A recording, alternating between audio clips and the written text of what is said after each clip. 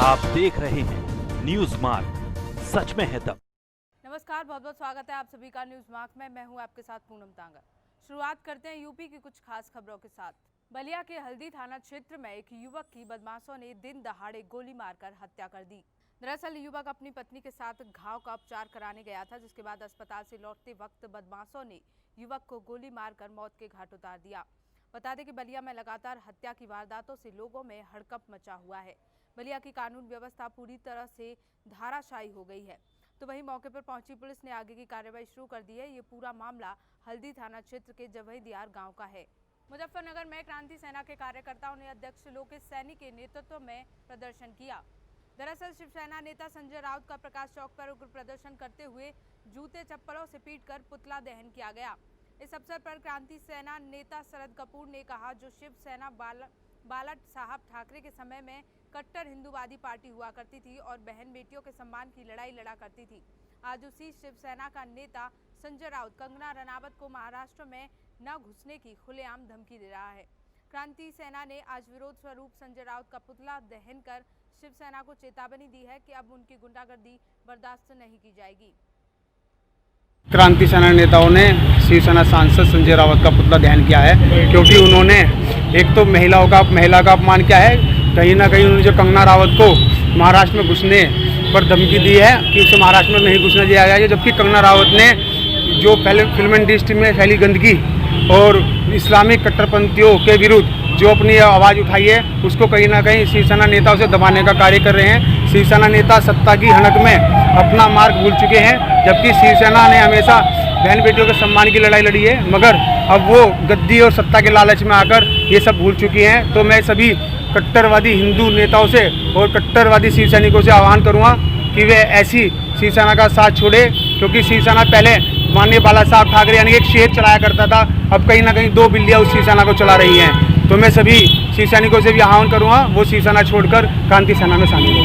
जो संजय ठाकरे हैं, संजय राउत क्या पद पर क्या अब वे संजय रावत हैं, वे महाराष्ट्र में शिवसेना में एक अपनी महत्वपूर्ण भूमिका रखते हैं और वहाँ के एक सांसद सदस्य भी है। पहले आज सब लोग शिवसेना में होते थे, लेकिन आज इसका विरोध कर रहे हैं दूसरी पार्टी बनाने पे। विरोध नहीं कर रहे हैं, हमने शिवसेना भी इसलिए छोड़ी है क्योंकि शिवसेना अपना मार्ग भूल चुकी है। हमने हमेशा हिंदुत्व की लड़ाई लड़ी है और हिंदुत्व की लड़ाई लड़ते रहेंगे, और शिवसेना ने गद्दी के चक्कर में वो अपना हिंदुत्व वाले चलन को भूल चुकी है। क्या अब जो शिवसेना है वो जैसे हिंदुत्व के लिए लड़ाई करते छोड़ दी इसमें? हाँ, वे लड़ाई छोड़ चुके हैं, वे सेकुलर बन गए हैं, और सेकुलर से हम हिंदूवादियों का कोई मतलब नहीं है, क्योंकि हमने हमेशा हिंदुत्व के लिए काम किया और हिंदुत्व के लिए काम करते रहे। मुजफ्फरपुर नगर में बढ़ते अपराध व भ्रष्टाचार के विरोध में शिवसेना ने ज्ञापन सौंपा। दरअसल जनपद मुजफ्फरनगर के कचहरी प्रांगण स्थित डीएम कार्यालय पर शिवसेना प्रदेश राज्य प्रमुख ठाकुर अनिल सिंह के आह्वान पर मुजफ्फरनगर शिव सैनिकों ने एकत्रित होकर विचार विमर्श करने के बाद बढ़ते अपराध व भ्रष्टाचार के विरोध में एक ज्ञापन मुख्यमंत्री के नाम एडीएम फाइनेंस आलोक कुमार को सौंपा, जिसमें शिव सैनिकों ने देश में बढ़ रहे अपराध व भ्रष्टाचार पर रोक लगाए जाने की मांग की। वहीं जिला प्रमुख बिट्टू सिखेड़ा ने कहा कि पूरे प्रदेश में हत्या, डकैती, लूट, चोरी, अपहरण, बलात्कार, छेड़छाड़ व गौकसी जैसी घटनाएं आम बात हो गई हैं। जो हमारे कर्मचारी नगर पालिका ने, एक तो उनकी मांग थी हमारी कि उनके रेट हटा दिए गए हैं, उनके रेट तुरंत कॉलोनी में चालू करें। जो इनका ठेकेदार पैसा लेके भाग गया है उसका पैसा इन्हें मिलना चाहिए और इनको काम पर रखना चाहिए। दूसरा, जो आजकल थानों में अफसरशाही चल रही है, प्रदेश सरकार बिल्कुल उन पर ध्यान नहीं दे रही, तराई मचा रखी है। उसके बारे में मैं माननीय मुख्यमंत्री जी को भी यहाँ से ज्ञापन दिया है कि ये दलाली प्रथा बंद हो, जो भ्रष्टाचार फैल रहा है थानों में, तहसील में, वो सब बंद हो। बलिया में सुहेलदेव भारतीय समाज पार्टी के लोगों ने जिला अधिकारी के कार्यालय पर जमकर प्रदर्शन किया। सुहेलदेव भारतीय समाज पार्टी के लोगों ने पुलिस अभिरक्षा में 50 वर्षीय व्यक्ति की बर्बरतापूर्ण पिटाई के बाद मौत से आक्रोशित हुए निर्दोष लोगों को फर्जी तरीके से फंसाने का आरोप लगाया है, जबकि घटना के समय मौके पर भाजपा मंडल अध्यक्ष रसड़ा, अजीत जायसवाल, विनय गुप्ता, संजय जायसवाल, राजेश गुप्ता, बसपा नेता बीरबल राम सहित कई नेता मौजूद थे। दौर में इलाज कराई है पुलिस, उसका भी पर्ची है, बलिया की पर्ची है।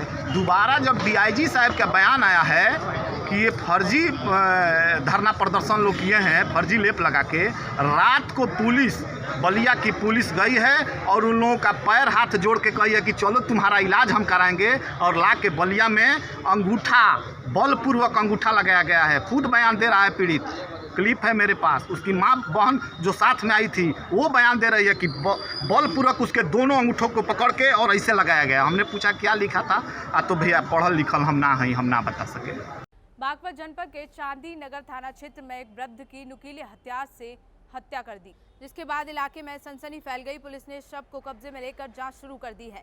आरोपियों को पकड़ने के लिए 2 टीमों का गठन किया गया है। बता दें कि वृद्ध अपने ही घर में मृत पाया गया, जिसके चेहरे पर नुकीले हथियार से वार करने के निशान बने हुए थे, जिसके चलते स्थानीय लोगों ने घटना की जानकारी पुलिस को दी, जिसके बाद सीओ मंगल सिंह रावत और थाना प्रभारी चमन प्रकाश शर्मा मौके पर पहुंचे, जिसके बाद पुलिस ने इस मामले में वृद्ध के पोते को दोषी पाए जाने पर गिरफ्तार कर जेल भेज दिया है। ये थाना चांदी नगर का मैटर है, डिकौली गांव का, कि जहां पर सुबह एक सूचना प्राप्त हुई थी। सतपाल नाम के एक व्यक्ति हैं जिनकी चेहरे पर चोट के निशान थे, हमला हुआ था और जिनकी मृत्यु की सूचना प्राप्त हुई थी। अधिकारियों के द्वारा वहां पर मौके का मुआयना किया गया, शव को कब्जे में लिया गया है और पोस्टमार्टम के लिए भेजा गया है। परिजनों ने तहरीर दी है, मुकदमा पंजीकृत कर लिया गया है। जो भी इसमें संलिप्त होगा शीघ्र ही 2 टीमें गठित की गई हैं, खुलासा किया जाएगा, गिरफ्तारी सुनिश्चित की जाएगी।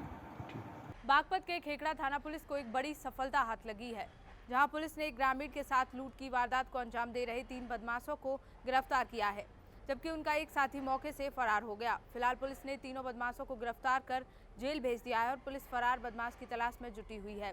आपको बता दें कि मामला खेखड़ा थाना क्षेत्र के निरोजपुर मार्ग का है, जहां लोनी में नौकरी कर अपने घर वापस लौट रहे ग्रामीण से 4 बदमाशों ने रोककर लूट की वारदात को अंजाम दिया था।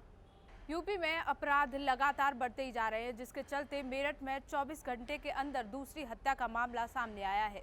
दरअसल मॉर्निंग वॉक पर निकले युवक की हत्या की घटना से इलाके में हड़कंप मचा हुआ है। बता दें कि मेरठ के दौराला थाना इलाके में सकौती नगली मार्ग पर जिम कोच की गोली मारकर हत्या कर दी गई।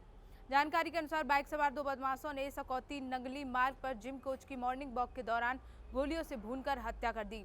गोलियों की आवाज सुनकर मौके पर पहुंचे ग्रामीणों ने पुलिस को मामले की जानकारी दी, तो वहीं हत्या के बाद पुलिस ने 2 लोगों को हिरासत में ले लिया है। थाना क्षेत्र दौराला के ग्राम सकौती के रहने वाले परविंदर नामक 40 वर्षीय युवक की आज सुबह हत्या हो गई थी फायरिंग करके। इसके संदर्भ में गहन पूछताछ छानबीन की गई तो ये पैसे के लेन देन का मामला प्रथम दृष्टया निकल के आया। इसके संबंध में 2 लोगों को हिरासत में लेकर गहन पूछताछ की जा रही है। इस संदर्भ में समस्त कार्रवाई विधिसम्मत तरीके से नियमानुसार की जा रही है। एक वक्त था जब मिर्जापुर में हथकरघा का उद्योग ऊंचाई छू रहा था। बड़ी संख्या में हथकरघा इकाई थी। गांव कस्बों में बुनाई का काम होता था। हथकरघा इकाई संचालक के साथ ही काफी लोगों को इससे रोजगार भी मिलता था।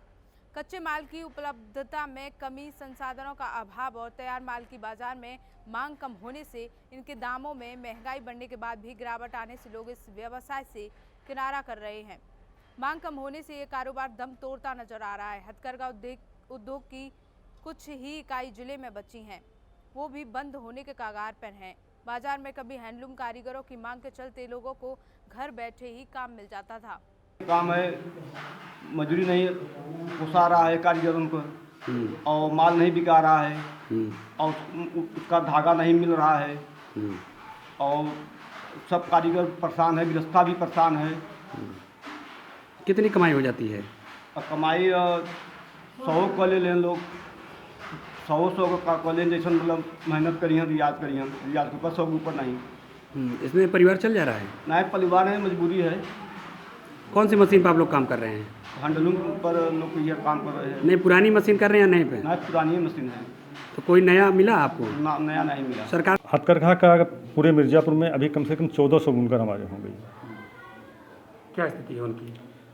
स्थिति ठीक है। लॉकडाउन के वजह और ये जो कोरोना के वजह से थोड़े इनके माल जो बाहर जाने में थोड़ी सी दिक्कत निश्चित रूप से है, क्योंकि हर जगह मार्केट माने पूरी तरह से खुले नहीं हैं या आधे खुले हुए हैं, तो माल निकासी की जो है थोड़ी सी दिक्कत जरूर है इनकी। माल नहीं मिल रहा है, धागा नहीं मिल रहा है, बिक नहीं रहा है, मजदूरों को मजदूरी गिरस्ता नहीं दे पा रहा है, इसमें बुनकर की परेशानी है।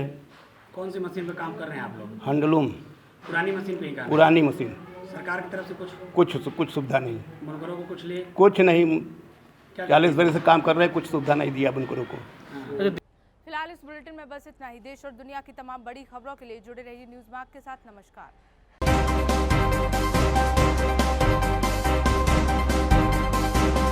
आप देख रहे हैं न्यूज़ मार्क, सच में है दम।